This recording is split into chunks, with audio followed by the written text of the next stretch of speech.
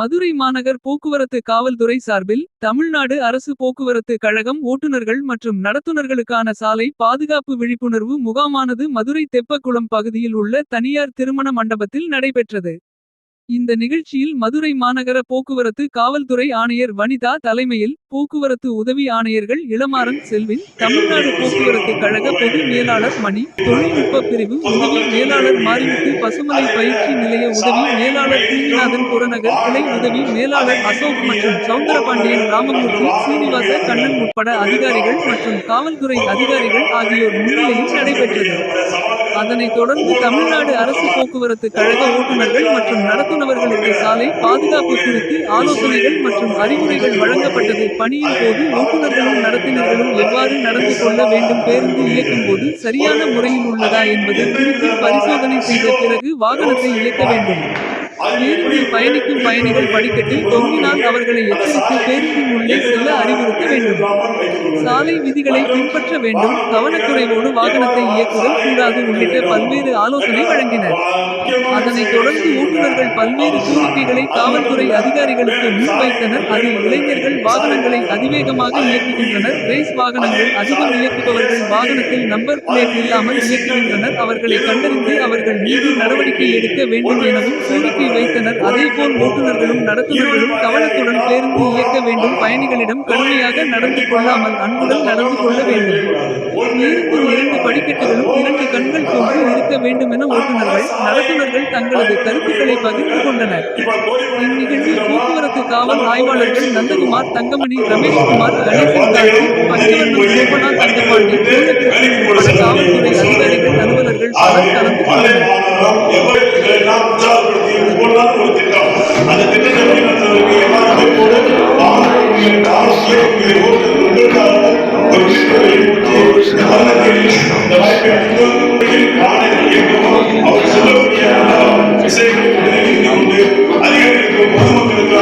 நன்றி சார்.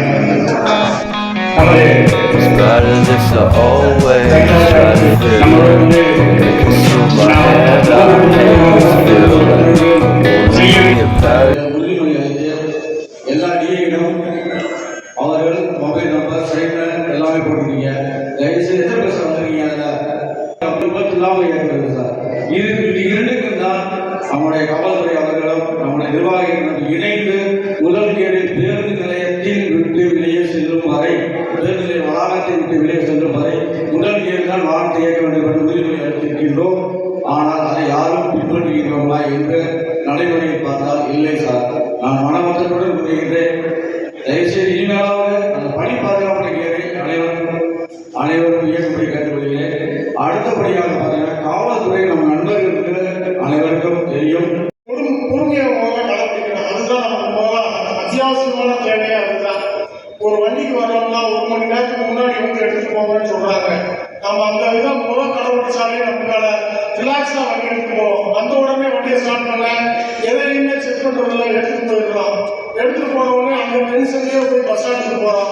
அந்த டென்ஷன்ல என்ன பண்றோம், ரெண்டு யார் இருக்கிறாங்க இறங்குறாங்க அதை கவனிக்க நம்ம மறந்துடுறோம். தவறு அதாவது நம்ம தான் பெரிய வண்டி ஓடுறோம்.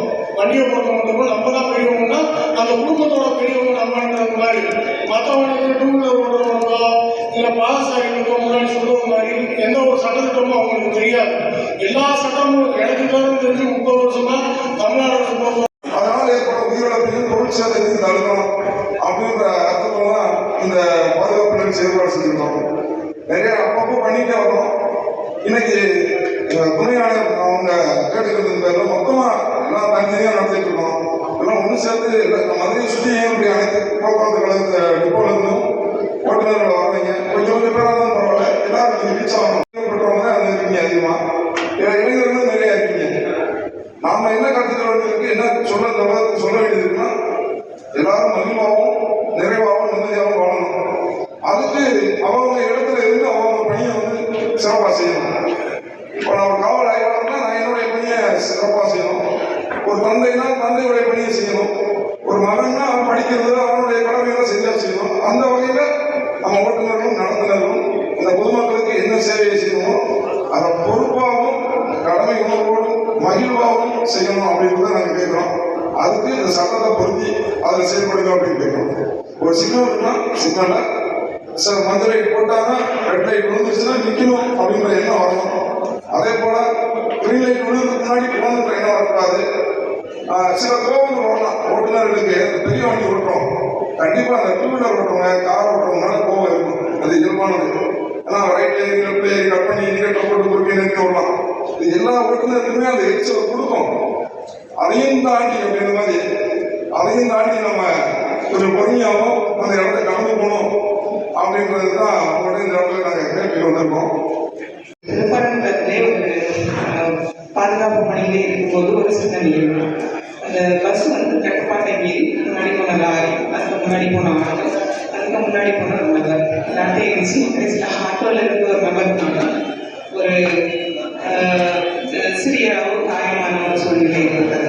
இந்த ரெண்டு நிகழ்வுகளையும் பார்க்கும்போது ஒரு அரசு பணியிலே இருக்கக்கூடிய ஒருவருக்கு அவருக்கு இந்த பணியிலே பாதுகாப்பு இருக்கின்றதா, அவர் எடுத்துக்கொண்டு செல்லக்கூடிய உபகரணங்கள் எல்லாம் பாதுகாப்பாக இருக்கிறதா, அவர் இந்த பணியை முடித்து பாதுகாப்போடு திரும்பி வரக்கூடிய சூழ்நிலை வந்து இருக்கிறதா என்பதை நாம் அனைவரும் ஆய்வு செய்து பார்க்க வேண்டும். ஆய்வு செய்து பார்ப்பதற்கு அப்புறமே வந்து அந்த பணியை மேற்கொள்ள வேண்டும். ஆகவே இனிமேல் வந்து இந்த மாதிரியான பணிகளுக்கு நீங்கள் செல்லும் பொழுது இந்த அடிப்படையான ஆய்வுகள், பிரேக் கரெக்டாக அந்த பஸ் வந்து ஓட்டக்கூடிய தன்மையில் இருக்கிறதா என்பதை முழுமையாக ஆய்வு செய்த பிறகு எடுக்க வேண்டும் என்பதை கேட்டுக்கொள்கிறேன். அடுத்தபடியாக இன்னொரு நிகழ்வு